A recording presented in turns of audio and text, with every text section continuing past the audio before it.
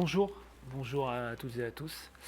Nous recevons Sandrine Colette pour son dernier livre en date, Ces orages-là, paru ce mois de janvier 2021, qui est son 9e livre et son 2e aux éditions Lattès, après Et toujours les forêts, multiprimé l'an passé, qui sont 2 livres très différents, mais entre lesquels je ne me suis plus à trouver des rapports. On verra avec l'autrice si elle est d'accord avec ça. On parlera de Et toujours les forêts dans un deuxième temps, mais donc ces orages-là, si on devait donner un thème à ce roman, ce serait celui de l'emprise et de ses conséquences sur une personnage principale et narratrice qui s'appelle Clémence et qui démarre le livre quasiment en état de choc, poursuivie dans une forêt par un mystérieux agresseur. Et ensuite, on la suit pour essayer avec elle de comprendre ce qui ne va pas et peut-être comment cela pourrait aller mieux. Donc c'est un livre sur l'emprise et il part d'un personnage, me semble-t-il. Clémence, elle est maigre, elle se sent toute petite, elle se sent faible, voire elle se sent transparente. Chère Sandrine Colette, bonjour. Bonjour. Est-ce que c'est le personnage, le terrain d'entrée d'un livre comme celui-là, ou est-ce que c'est autre chose, ou est-ce que c'est un ensemble, un faisceau d'indices qui vous mène à démarrer cette histoire-là, très différente de la précédente, encore une fois? Je crois justement, comme vous dites, comme il est très différent de mon roman précédent, et en fait de tous les romans précédents, autant sur les autres, je crois qu'il y avait d'abord un univers, un décor, autant là on rentre par le personnage, avec le personnage, et c'est le personnage qui mène le livre du début à la fin. Donc le déclic, c'est Clémence, le point d'orgue, c'est Clémence. Il y a un décor qui existe, évidemment, qui a de l'importance, qui est ce tout petit jardin dans lequel elle va se retrouver à un moment. Mais ce qui m'intéressait, c'était cette jeune femme, en fait, à un moment qu'on n'a pas l'habitude d'étudier, c'est-à-dire non pas pendant l'emprise, puisque vous en avez parlé, mais après. Parce qu'après, si vous voulez, une fois que quelqu'un a quitté, a brisé une relation, disons, toxique, c'est vrai qu'on a tendance à dire « ça y est, c'est fini, c'est sauvé ». Or, moi, c'est ce moment-là qui m'intéresse, c'est quand on croit que c'est sauvé et qu'il reste un nombre d'obstacles qu'on n'avait pas imaginé à surmonter, et on a l'impression qu'en fait, ça n'en finira jamais. Donc c'est Clémence au moment où elle croit qu'elle est sauvée. Et elle est dominée par la peur au début. Vous parliez du jardin, hein, elle a une petite maison avec un petit bout de jardin en ville, c'est parce qu'elle est de conditions modestes, on aura l'occasion d'en parler aussi. Et puis elle est terrifiée de passer la porte de son jardin. Elle a très peur d'un chat à un moment. Et il y a quand même du coup un rapport en fait entre ces scènes d'introduction hein, où on fait un flashback dans les moments de l'emprise, donc dans une scène de terreur, on se croirait dans un film d'épouvante dans la forêt, de traque dans la forêt. Oui. Et ces peurs-là, vous venez on pourrait discuter des termes, du polar, en tout cas du roman noir. C'est le roman noir que vous revendiquez. Et j'y ai vu aussi dans cette introduction-là aussi une continuité, enfin un clin d'œil à cet espace-là, celui du roman noir, tout en allant ailleurs. Oui, en fait, c'est presque un réflexe. C'est-à-dire, c'est drôle que vous en parliez parce que ce prologue qui est très rythmé et très angoissant, oui, je l'ai écrit presque à la fin. C'est-à-dire que j'ai écrit l'histoire de Clémence et en tant que finalement bon auteur de romans noirs, je me suis dit, mais au début, il faut que ça accroche. Il me manque... comme dans une très bonne série, par exemple, ou un très bon film, il me manque la scène du départ qui fait que nous, quand on la regarde en tant que lecteur, on se dit nom de nom, qu'est-ce que c'est, comment ça va finir, qu'est-ce que ça veut dire, et le moment où en fait on noue quelque chose dans le ventre du lecteur pour qu'il ait envie de tourner la page et envie de continuer l'histoire de Clémence jusqu'à la fin pour savoir ce qui s'est passé. Mais c'est vraiment quelque chose qui m'a rattrapée, en effet. Je m'étais dit, bon, on fait de la littérature, même sombre, hein. Et après, vous vous rendez compte qu'il y a pour moi, il y a cette espèce de nécessité je crois, d'emprisonner à la fois le personnage et le lecteur, en fait. C'est comme ça que j'aime lire les livres, moi aussi. Quand il y a un départ qui n'est pas trop lent, et j'avais peur que le départ soit trop lent. Donc c'est vraiment la façon de revenir pour donner un coup de fouet au départ. C'est pas Colombo où on voit le crime dès le départ. C'est pour ça, c'est presque l'inverse. Mais l'idée, effectivement, c'était de donner de l'attention à quelque chose en fait qui se détend très vite après. Mais quand même, un des motifs très forts chez elle, hein, chez Clémence, qui la guide, mais qui ne guide pas qu'elle, ça revient chez d'autres personnages, dont son voisin, dont on parlera, c'est la peur. La peur, la terreur, qui va de l'angoisse à la terreur. Et là, s'il y avait un thème de ce livre, ce serait celui-là tout de même. La peur, est-ce qu'on en fait ? Oui, la peur, est-ce qu'on en fait ou oui, est-ce que ça peut faire naître d'autres autour ? Oui, moi, il y a quelque chose qui m'a intéressée, c'est pour avoir rencontré des femmes, il y a aussi des hommes, hein, mais j'ai rencontré que des femmes sous emprise.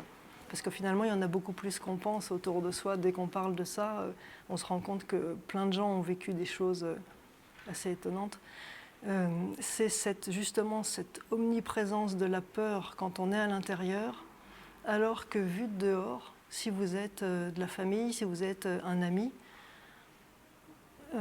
ça ne se voit pas ce qui se passe. C'est-à-dire que quand il y a un manipulateur, disons un bourreau, un prédateur, ce que vous voulez, et qu'il a une victime, une proie, en général, ça se passe entre eux, à huis clos. Et tous les témoins du travail, du cercle amical, etc., n'ont pas aucune idée de ce qui se passe à l'intérieur, puisqu'en général, le manipulateur est quelqu'un d'absolument charmant. C'est vraiment une constante dans les profils. Et donc, il y a cette peur qu'a Clémence. Les gens autour la trouvent complètement démesurée, la trouvent complètement inappropriée. En fait, le jeu, c'est de se dire finalement, c'est la victime qui est folle. Il y a un problème de crédibilité à ce moment-là. Donc, la peur de Clémence est complètement centrale et on sait qu'elle n'habite qu'elle et que, en fait, personne ne la croit. Je crois que c'est le terme clé, c'est ça. Personne ne la croit.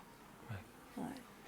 Ce qui fait qu'elle-même en vient, et là, d'où l'efficacité narrative, elle-même en vient à douter, à ne pas être sûre, à se demander par instant si elle n'est pas guidée par ses propres fantasmes. Mais donc le manipulateur s'appelle, parce qu'on se rend compte au bout d'un moment du livre qu'elle ne s'est pas tant que ça éloignée, elle a l'impression de s'être éloignée de lui, mais en termes de... Ils sont toujours dans la même ville. Sans doute une assez grande ville, mais toujours dans la même ville. Le manipulateur s'appelle Thomas, et il est intéressant parce qu'il est à la fois, comme vous l'avez dit, extrêmement doux. Il me semble que le premier, pas le seul, mais le premier instrument de contrôle et de domination de Thomas sur Clémence, ce sont les mots, avant même les gestes. C'est-à-dire que quand elle craint de le rencontrer, parce qu'elle sait qu'il va justement user de douceur et par les mots la convaincre. Et de revenir, et quelque part qu'elle a imaginé les choses et qu'elle est folle. Oui, ben je crois que justement le terme de manipulateur est... c'est vrai que c'est ma façon de le comprendre. Je dirais intéressant parce que... Mais la manipulation finalement c'est par les mains souvent, donc c'est physique. Et il y a une emprise physique aussi. Mais là où vous avez raison, c'est que je crois que l'origine est psychologique et donc l'origine se passe dans les mots. Elle a, soit par faiblesse ou fragilité, Clémence, soit parce qu'il y a cette espèce d'attachement qui paraît complètement déraisonnable à toute personne qui regarderait pareil de dehors cette relation-là. Elle sait que si elle laisse venir les mots, elle va se faire avoir. En fait, elle est dans un tel dénuement affectif, amical, dans un tel vide de sa vie que quand un manipulateur fait attention à elle, quand cet homme-là revient avec des propos qui sont toujours, comme vous dites, qui sont doux, qui sont donc dans la séduction, qui sont exactement comme quand on essaye d'apprivoiser un petit chat ou un bébé. Et, en fait, elle sait que c'est la mise en place d'un piège dans lequel elle va tomber parce qu'elle n'a pas la force encore de résister. Il y a les mots d'abord, il y a les gestes ensuite, qui ne sont pas toujours dans la cohérence justement de ce qu'il y a eu avant. C'est-à-dire que on sait tous aujourd'hui comment fonctionne un manipulateur, c'est-à-dire que c'est un prince charmant, et puis une fois qu'il a épousé la princesse, ça devient un monstre. Et là, sa monstruosité, on revient à la scène du début, qui est un flashback.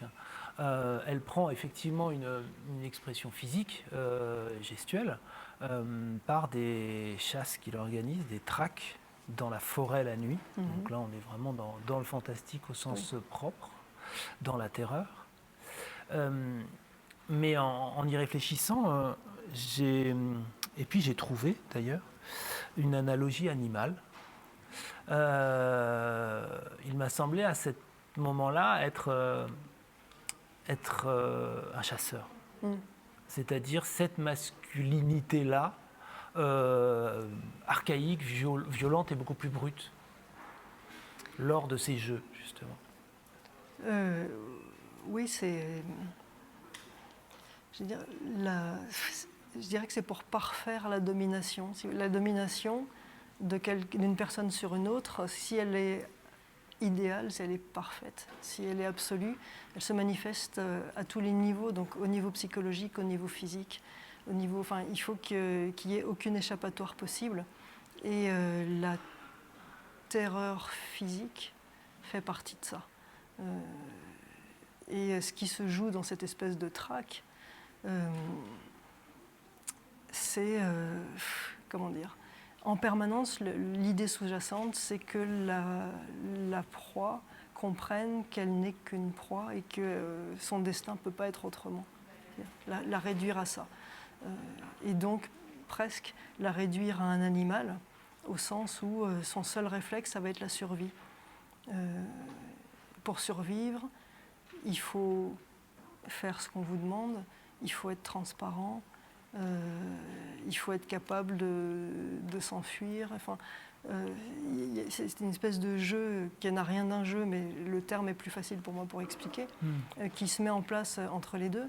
Et la traque fait partie de ça. C'est pas un jeu parce que Clémence, ça lui plaît pas du tout ce qui se passe à ce moment-là, et elle le dira.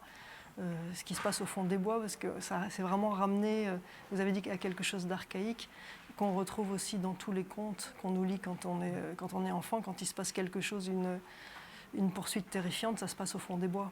Et là, on est vraiment revenu à quelque chose de presque de reptilien, qui ramène à quelque chose d'inscrit dans le cerveau. De pas civiliser, voilà, oui. Il libère sa bestialité, on peut appeler sa monstruosité, oui. Sa sauvagerie. Et de la nécessité de la survie, simplement, voilà, courir pour survivre. Et on a parlé du jeu, et je me suis demandé vraiment aussi, parce que c'est extrêmement pervers, sa mise en scène, etc., que s'il met en place un jeu comme ça, quelle était cette perversité? Alors, moi, je ne suis pas psy et je n'ai pas la réponse là-dessus, mais je me suis dit aussi que tout simplement, mettre en place des jeux dont on décide des règles, ça permet d'être vraiment le chef. Les règles du jeu, quoi. Oui, le jeu, c'est aussi tout bêtement ça. Celui qui dicte les règles du jeu, effectivement, c'est celui qui commande. Oui. Donc moi, je ne suis pas psy non plus. Hein. Donc c'est vrai que j'ai imaginé ce que instinctivement, moi, j'aurais pensé comme le pire de ce qui pouvait arriver dans une relation. C'est-à-dire la peur, effectivement, et l'incapacité d'échapper. L'incapacité d'échapper, elle se construit dans la tête. Et elle se construit aussi au premier moment dans ce prologue. Quand Thomas emmène Clémence et lui montre les limites du domaine. Et ce domaine-là, il y a des murs. C'est des murs d'enceinte absolument partout. Là, il n'y a pas de murs, il y a des grilles. Et donc, elle comprend qu'elle est enfermée. Et je crois que tout le jeu consiste à lui faire intérioriser, c'est de la violence symbolique quasiment, à lui faire intérioriser qu'elle est enfermée physiquement et puis elle va être enfermée aussi dans la tête à un moment. Dans cette relation, finalement c'est très révélateur ce prologue, ils sont que deux et le monde doit se réduire à ça. C'est-à-dire que pour que l'emprise soit parfaite, il faut que la victime n'ait aucun recours, autre que son bourreau, et c'est comme ça qu'on s'attache à son bourreau. C'est parce qu'il n'y a plus que lui. Quand vous avez fait le vide, que vous avez éloigné les amis, éloigné les parents, éloigné les relations professionnelles, tout, et qu'il reste une seule personne, c'est-à-dire même si cette personne est absolument abjecte, et vous savez au fond de vous que ce qu'elle est en train de vous faire, c'est du mal, il n'y a plus qu'elle. Et comme il n'y a plus qu'elle, on s'accroche dessus. Clémence, elle a une faille originelle. Il s'est passé quelque chose. Alors justement, vous avez aussi l'art du twist et moi je voudrais avoir l'art de ne pas spoiler. Je dirais donc juste qu'il s'est passé quelque chose dans son enfance qui la met en faiblesse. Et de cette faiblesse, me semble-t-il, il s'empare pour la réduire. C'est-à-dire que tout au long du livre, elle est persuadée qu'il a eu raison quelque part. C'est-à-dire qu'il l'a choisie, elle, parce qu'elle était assez petite et faible pour être une victime parfaite. C'est terrible, parce que ça, c'est par exemple un des modes de réussite du dispositif de Thomas. Oui, mais quand elle se dit ça, Clémence, elle a raison. Il ne l'a pas choisi par hasard. En fait, il y a une capacité chez... Je ne sais pas quel terme utiliser qui serait le plus juste, disons un prédateur, parce qu'il peut être de n'importe quelle sorte. Chez le prédateur, il y a une capacité à déceler l'interlocuteur vulnérable. C'est-à-dire que jamais une maîtresse femme, disons, ne deviendra l'objet de l'attention, l'objet des attaques d'un manipulateur ou d'un prédateur. C'est impossible. Il sait d'emblée que ce n'est pas possible. Et il y avait quelque chose de, pareil, anecdotique, mais ce n'est pas inintéressant. J'ai travaillé un bon moment dans une université et un moment en lien avec le chef de la sécurité de cette université, qui était, pour ne pas la nommer, c'était Nanterre, en banlieue parisienne, et donc avec un environnement qui n'est pas toujours hyper sécuritaire, et notamment il y avait beaucoup de problèmes de jeunes femmes agressées, embêtées, etc., sur le campus, autour du campus, et dans les transports en commun autour.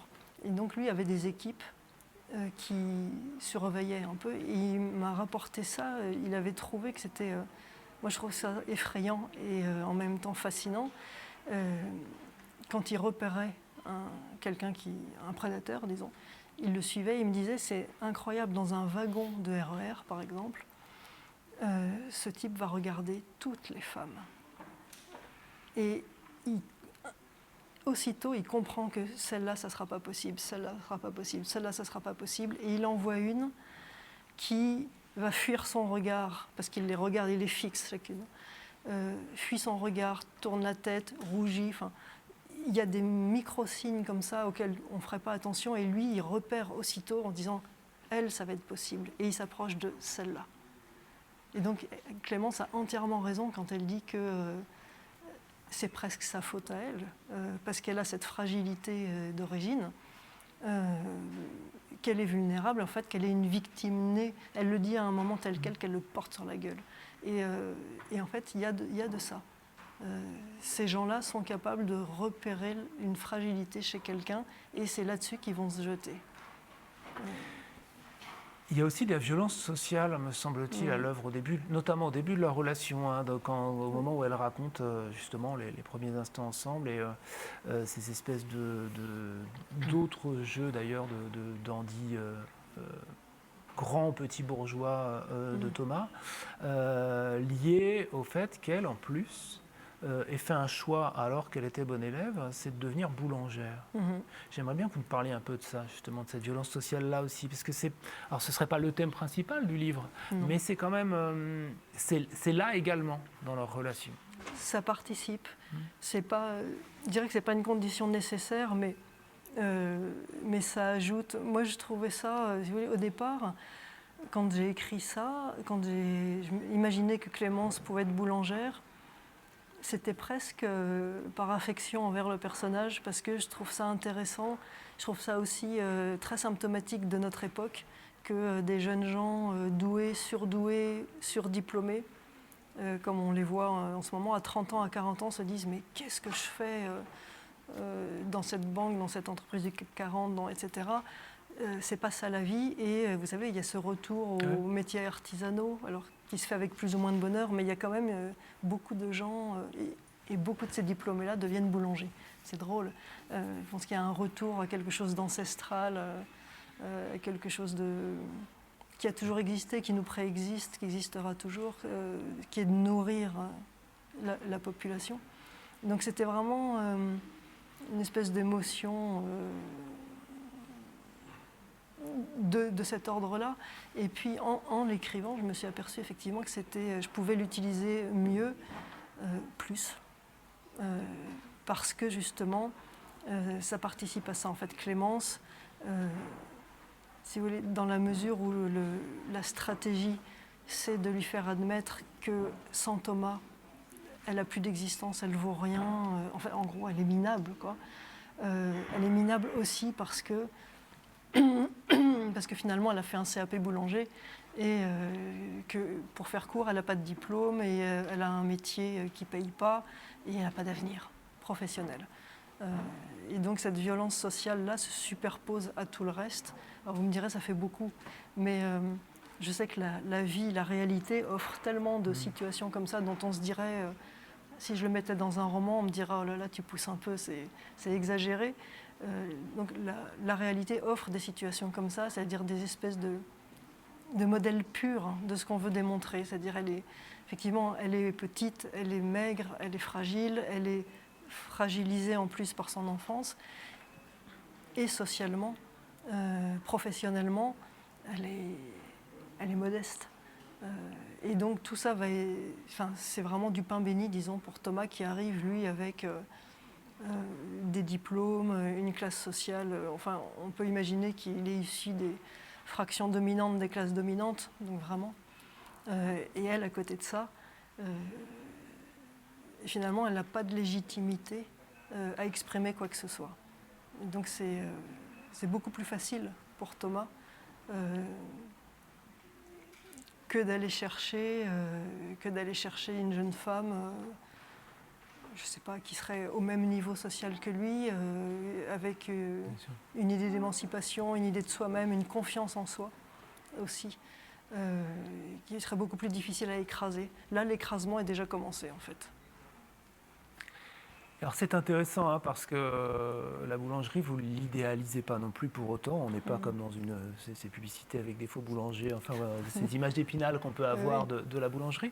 Elle est décrite, y compris sa part d'industrialisation, même dans le pain bio. Et j'ai trouvé que c'était un super lieu d'étude, d'action aussi. Alors là, pareil, je ne spoile pas, mais il va se passer des choses du fait de ce lieu. Mais il y a comme ça 2-3 passages à la boulangerie qui font à la fois comprendre le personnage, avancer l'action, mais qui aussi nous donnent un peu à voir du monde et d'à quel point un lieu comme celui-là est un lieu passionnant. Sur les usages que les gens du monde, ce serait de la micro-sociologie quasiment, sur la façon dont les gens se tiennent dans une queue à la boulangerie. Oui. En fait, moi, c'est vraiment les gens qui marquent l'impatience, voyez, voilà, des comportements, et en fait, ils sont très révélateurs du monde, en fait. Oui, mais moi, je trouve que c'est le plus fascinant, en fait, c'est les gens ordinaires et les lieux ordinaires. Étudier un criminel, un tueur en série, donc quelqu'un qui est tout de suite extraordinaire d'une certaine façon, évidemment qu'on va trouver plein de choses, mais étudier des gens ordinaires, je trouve que c'est là qu'on trouve les petites parts d'ombre, les petites failles, mais aussi les petites beautés de l'humanité. Et effectivement, tous ces... Mais c'est des choses qu'on a tous observées en fait déjà, et donc je suis allée juste chercher, on est des éponges quand on écrit, hein.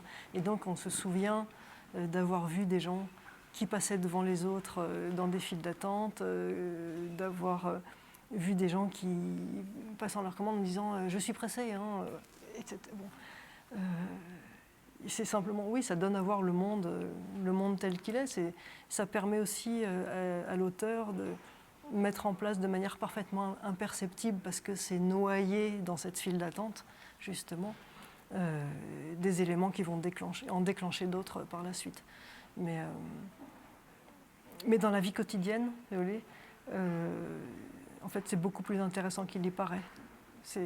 La vie quotidienne, c'est pas juste l'ennui de la routine. La vie quotidienne, c'est révélateur en fait de toutes les relations humaines.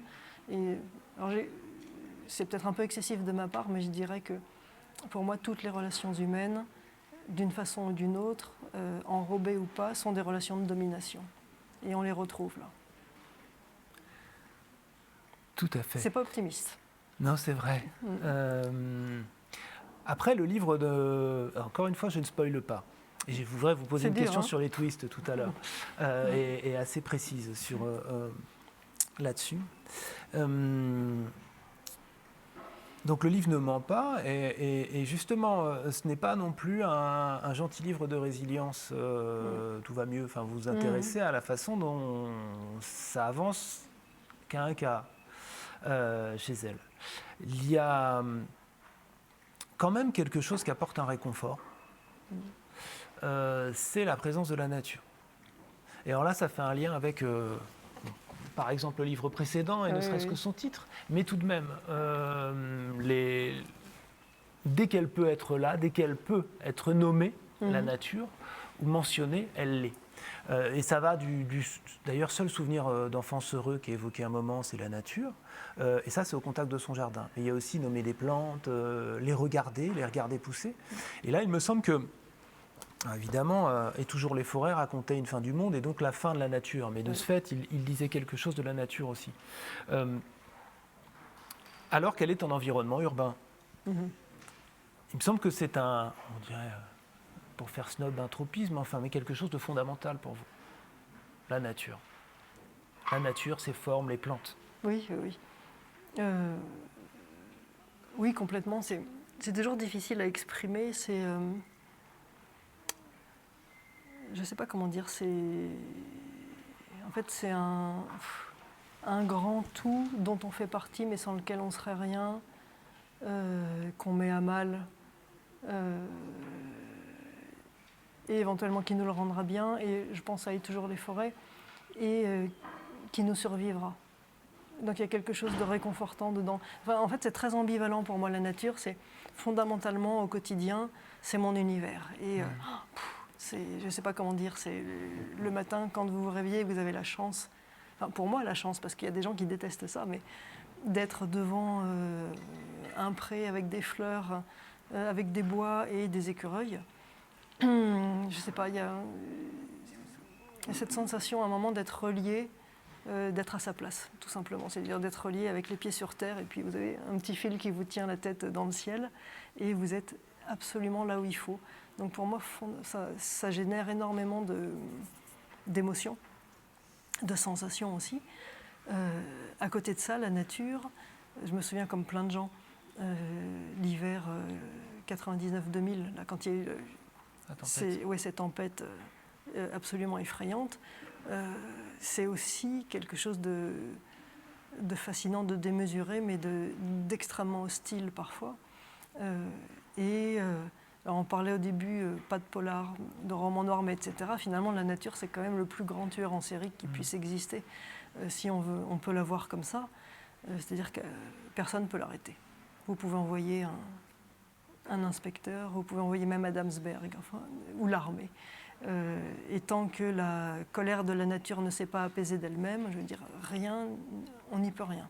Et donc il y a vraiment cette ambivalence pour moi dans la nature. En fait, c'est sa force positive, négative. Et imaginez là-dedans sans aucune volonté. C'est nous qui disons qu'elle se met en colère, ou que la nature se vengera, par exemple. C'est ce que disent les collapsologues. Ou simplement, oui, quand on parle de fin du monde, vous avez des gens qui disent que la nature nous le rendra effectivement. Ça sera le hasard, ça sera un effet d'enchaînement, mais ça ne sera pas l'effet de cause et d'effet, mais ça ne sera pas l'effet d'une volonté.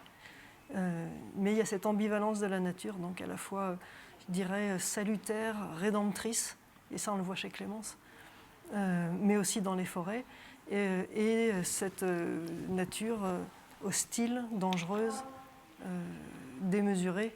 Et donc je joue sur les deux tableaux. Et ça, c'est vraiment la base de mon univers. C'est-à-dire que dans ces orages-là, la nature a, par rapport à mes autres romans, une place plus restreinte, puisque vous l'avez dit, on est en milieu urbain. C'est un bout de jardin, mais toujours quand voilà. même. Mais donc, il y a ce bout de jardin. Voilà. Et je pense que sans ce bout de jardin, je n'aurais pas réussi à écrire le livre, parce que pour moi, mettre ce petit carré de jardin au milieu des immeubles et des rues, je sais qu'il y a un endroit où on peut aller respirer. Même si Clémence respire mal là-dedans au départ. Quand vous avez commencé à parler de l'endroit où vous vivez, vous avez dit le matin, il y a eu la nature, l'herbe, un bout de bois, donc la forêt. Et je me demandais s'il y aurait des animaux, ils avaient parlé d'écureuils. Parce que je voulais vous faire parler des animaux aussi. Clémence, elle a 4 poissons et demi, je crois, de mémoire, quelque chose comme ça. Donc il y a un truc avec ces poissons. Et puis il y a ce petit chat qui est là. Qui est une sorte de témoin muet, une fonction de l'animal qui est là aussi dans Toujours les forêts en fait. J'y revoyais ce petit chien aveugle, enfin ce petit chien qui devient grand, mais ce chien qui accompagne le fugitif qu'on suit. Oui. Et donc ça c'est hyper important pour vous, enfin, c'est-à-dire d'ajouter un petit chat, quand dans le dernier il y avait un petit chien dans des circonstances extrêmement différentes, dans un univers différent, mais voilà, c'est un motif qui n'est pas anodin. Non, pour moi c'est un repère, l'animalité, mais je pense à plein de niveaux, donc ça peut être confus quand j'en parle, mais c'est d'abord ce qui m'intéresse aussi, c'est un reflet, c'est-à-dire que c'est notre part animale. Et ce que l'animal, le vrai animal peut nous renvoyer de ça, au sens où la part d'animalité de l'humain, je trouve que c'est fondamental. C'est à la fois ce qu'on va vous reprocher, d'être comme quand on vous dit c'est une bête, c'est un animal, ce type, c'est vraiment pour dire que, c'est pour parler de quelqu'un qui est livré aux plus bas instincts, qui est brutal, qui est bas du front, comme on dit, etc. Donc c'est très péjoratif. Mais à côté de ça, moi j'ai une impression qui est très très différente et qui est que tous ces personnages de romans, ils sont mis dans des situations extrêmes pour eux. Et dans des situations extrêmes, ça les oblige à aller chercher des ressources au fond d'eux, éventuellement même qu'ils ne soupçonnaient pas. Et ces ressources, elles sont, je pense, en partie animales, c'est-à-dire de l'ordre du réflexe, de la survie. Et sans doute, sans cette part animale, ils seraient tous morts. C'est-à-dire que si vous n'avez pas ce réflexe qui n'est plus humain, c'est-à-dire cette part animale qui est obnubilée par une chose, c'est boire, manger, s'abriter, par exemple. C'est-à-dire se limiter à ça, se réduire à ça pour essayer de reconstruire un tout petit noyau alors que tout s'effondre autour de vous et que ce petit noyau en fusion puisse redonner vie à quelque chose, à un être humain ou au monde en entier. Et l'animalité, pour moi, est beaucoup plus le signe d'une capacité de résilience, d'une capacité de survie, d'une volonté hors norme que de quelque chose de bêtement instinctif, parce que pour moi, instinctif, il n'y a pas bête à côté, mais de bassement instinctif, si vous voulez. Et l'animal, le vrai animal, le chat, le chien, qu'il peut y avoir dans ces romans, reflète ça, mais aussi dans la question qu'il apporte, en se disant finalement des deux qui est le plus humain et qui l'est le moins. C'est toujours une question qui me taraude un petit peu, et aussi d'inverser le réflexe qu'on a de calquer sur l'animal des pensées, des comportements, des réflexes qui sont humains, c'est-à-dire de l'anthropomorphisme. Moi, j'ai envie de faire l'inverse. C'est-à-dire que j'ai vécu avec pas mal de chevaux à une époque, j'en ai beaucoup moins aujourd'hui, mais je les ai vus vivre en groupe et je les ai observés pendant des heures. Et j'ai trouvé que la frontière entre eux et leur comportement et l'humain, c'était tellement fin. Il suffirait de rien, en fait, pour que nous devenions des bêtes. Pour qu'ils deviennent des hommes, c'est plus compliqué, je pense. Mais ça vous permet d'apprendre énormément de choses. Si vous voulez, l'exemple des chevaux, par exemple, je regarde à partir du moment où vous avez des chevaux qui sont plus séparés en écuries, domestiqués comme dans des clubs, etc., mais que moi, je les mets en liberté dans des prés, donc en groupe. Et la première chose qu'ils font, c'est trouver un chef. C'est qu'un chef s'impose en se bagarrant avec les autres. Et donc, la première chose qui s'établit, c'est une hiérarchie, c'est de la domination. Je ne suis pas sûre qu'il y ait que chez les chevaux. Et par ailleurs, j'observe après des mécanismes d'empathie, si vous voulez, pour m'apercevoir qu'il n'y a pas de sentiment chez les chevaux, il n'y a pas d'empathie. Il y a peut-être une seule situation dans laquelle on l'observe, qui est une jument qui a un poulain, donc qui va protéger son petit au prix de sa vie s'il le faut. En dehors de ça, il n'y a pas d'empathie. Quand vous avez un vieux cheval, à aucun moment, quand on apporte à manger, vous avez l'impression que les autres lui disent « Ah, bah, tant t'es vieux, t'es faible, vas-y, mange un peu. » Et puis, non, on vient lui piquer sa nourriture. Voilà. Et ça, je trouve ça intéressant de calquer ces comportements-là sur l'homme. Et je me dis parfois qu'il n'y a pas besoin de forcer le trait, on est comme ça. On n'est pas loin d'être ça, d'être juste ça. Donc l'animal me sert à ça. Et du coup, la brutalité de l'homme, c'est dans toujours les forêts, le résultat, c'est qu'on finit par tout casser. Oui. On ne peut pas faire trop longtemps sur celui-là, puisqu'on parle de ces orages-là, mais je voudrais quand même vous poser la question du rapport, peut-être dans le rythme d'écriture. Là, page 82, à un moment, quand il est question de Clémence, il y a une phrase que je sors de son contexte, mais c'est une phrase qui a rapport avec ce qu'on se disait sur la reconstruction. Voilà. Au moment où les forces reprennent et que la terre renaît de ses cendres, parce qu'après la fin du monde, il y a le début du monde. Et là, je me dis, ça intervient à premier quart de ce nouveau livre. Je me dis plusieurs choses, et je vais vous les poser ces questions. 1, est-ce que vous écrivez dans l'ordre ? 2, est-ce qu'il n'y a pas là la trace du livre précédent, comme une trace au sens propre ? Et donc, concrètement, comment ça s'organise à l'aune de cet exemple-là, puis peut-être en général, et peut-être que ça évolue avec le temps, pour vous, le passage d'un livre à l'autre. C'est-à-dire, est-ce qu'il y a un reste de ce livre-là, quand vous démarrez le suivant, aussi différent soit-il ?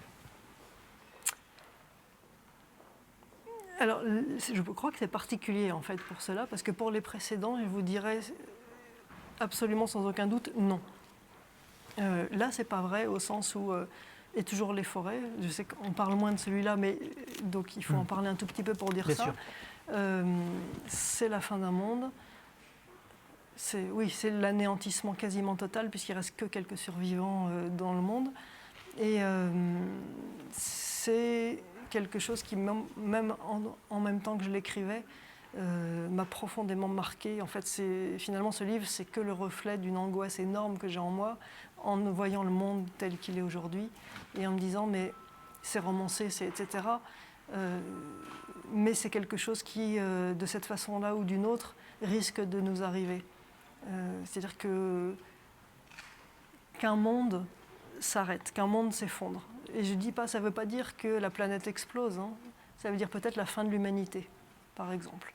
En fait, c'est quelque chose qui est tellement ancré en moi, qui cherche tellement de signes, partout des signes invisibles, des signes plus ou moins invisibles, que je pense que je l'avais encore vraiment en tête en écrivant le suivant. C'est-à-dire que je n'étais pas tout à fait sortie de ce livre-là, et de la question de la finitude, en fait, tout simplement, et de la question de la fin du monde, parce que justement, et toujours les forêts m'a fait prendre conscience de ça, c'est que des fins du monde, dans l'histoire de la Terre, il y en a déjà eu plusieurs. Et donc à chaque fois, ce n'est pas la fin du monde, c'est la fin d'un monde. La fin du monde, c'est scientifiquement, ils s'accordent à peu près à dire que c'est le moment où 75% des espèces terrestres, marines, végétales, animales, végétales, etc., disparaît. Mais il en reste. Donc la fin du monde, c'est jamais l'anéantissement total. Et ça, l'anéantissement total, je ne suis pas sûre qu'on le voit, alors que la fin d'un monde, il est possible qu'on le voit. Et c'est vraiment un concept, une idée, quelque chose qui m'habite complètement. Et après cette immensité de fin du monde de Et toujours les forêts, je crois que j'ai eu vraiment envie de faire une minuscule, une micro-fin du monde. Et la micro-fin du monde, c'est l'histoire de Clémence. Et c'est pour ça que vous avez raison, vous avez dit au départ, il y a des ponts. Oui, il y a des ponts, c'est sûr, quoi. C'est quelque chose qui s'arrête. Et comment on survit si on est dans les survivants et comment on se reconstruit et est-ce qu'on le peut et à quel prix? Parce qu'on n'est jamais comme avant. Donc c'est ça. Tout se mélange. Rien n'est simple et rien n'est gratuit et on ne doit pas spoiler, mais le à quel prix a du sens. Oui. Et donc sans rien révéler. Ça c'est un jeu un peu, faut être astucieux. Oui. Il y a des twists, donc des retournements narratifs dans vos livres. Ce qui est appréciable aussi, c'est qu'ils sont pas quand on s'y attend. Mais vous voyez, des fois dans les parangons du genre, on se dit bon bah voilà, là c'est le retournement attendu. Là ils sont surprenants. Il y en a au moins deux d'importance dans ces orages-là. De nature différente. Est-ce que vous voulez planifier complètement à quel point, ou est-ce que ça dépend de l'évolution du personnage que vous avez mis il n'est pas vivant le personnage, hein, c'est vous qui l'écrivez, mais que vous avez mis en situation, enfin des conditions de l'expérience. Parce que j'ai lu des interviews où vous en étiez peut-être pas au même point que sur ces livres-là, je ne sais pas. C'est-à-dire à quel point c'est organisé et à quel point ça vient en cours de route. Oui. Ces twists qu'on ne doit pas révéler. Oui, donc on ne sait même pas de quoi on parle. Non, mais ces retournements narratifs, je pense que les gens comprennent, mais oui. évidemment, ils nous en voudraient de leur dire pourquoi ils vont être surpris. Oui, donc, oui. Mais par contre, dans le boulot d'écrivain, à un moment, on y procède. Oui. Moi, je sais que je suis méthodique, en fait, organisée. J'ai besoin d'un cadre pour écrire. Ça veut dire qu'au moment où je commence l'écriture, j'ai besoin d'avoir mon début, ma fin et en fait presque un mot-clé par chapitre, d'avoir le déroulement, le fil rouge, etc. Ensuite, quand je reprends ce canevas pour écrire le roman, quand le mot-clé, enfin ce que j'ai sur un chapitre, par exemple, j'ai marqué Clémence à la boulangerie, ça va pas. Voilà. Il vous reste quand même 5, 6, 7 pages pour expliquer comment, etc. Et je crois que c'est tout l'intérêt, c'est que ça ne me le faisait pas au départ, où tout était beaucoup plus organisé, mais aujourd'hui, se permettre la liberté de savoir, on sait à l'avance ce qu'on est en train d'écrire, puisqu'on a l'histoire. En revanche, on se laisse pleine liberté à chaque fois qu'on commence un chapitre, puisqu'on a juste le fil, mais tous les pas tortueux qui vous mènent au long de ce fil-là, on ne les a pas. Et donc on les invente, et je crois de plus en plus qu'ils sont non pas sollicités. Ils viennent par vraiment la progression qu'il y a dans le personnage, dans les personnages, dans l'histoire, etc. En fait, il y a énormément de choses dans ces orages-là auxquelles j'avais absolument pas pensé avant de les écrire au moment où je prends l'ordinateur et que je commence le chapitre. Mais ça, je dirais, c'est chouette parce que c'est-à-dire que vous vous surprenez vous-même. C'est-à-dire que vous n'avez pas l'impression de dérouler un fil qui a été bien prévu dès le départ. Il y a des surprises à l'intérieur et les surprises viennent de la force, plus ou moins, des personnages. Vous avez des personnages dont vous vous dites qu'ils méritent de la force, plus de force, d'autres moins, etc. Et puis, je crois que moi, il y a une question que je me pose en permanence qui est qu'est-ce que j'aimerais lire, moi, comme histoire? Pas écrire, c'est si je lisais ce livre, qu'est-ce qui me ferait dire oh, waouh, et pas juste défiler en disant oui, bon, ok. Donc il y a cette espèce d'aller-retour entre l'histoire que j'écris et la prégnance des personnages, et un jeu, même avec moi-même en tant qu'écrivain, ou avec le lecteur qui le lira, parce que finalement dans ces cas-là on a vraiment la même place, qui est comment surprendre. Puisque c'est ça que j'aime, moi, dans un livre, c'est être surprise quand je lis un livre. Donc j'essaye de faire ce que j'aimerais lire. Je crois que c'est parfait comme conclusion. Et en plus, on est dans les temps qu'on s'était donnés. On a parlé de ces orages-là, mais également de Et toujours les forêts, votre précédent livre, chez Lattès également, où vous êtes édité depuis l'an passé. Merci beaucoup. Merci à vous. Et bonne fin d'après-midi, puisque nous sommes l'après-midi. Bonne suite de festival à chaque spectateur. Merci, au revoir. Au revoir.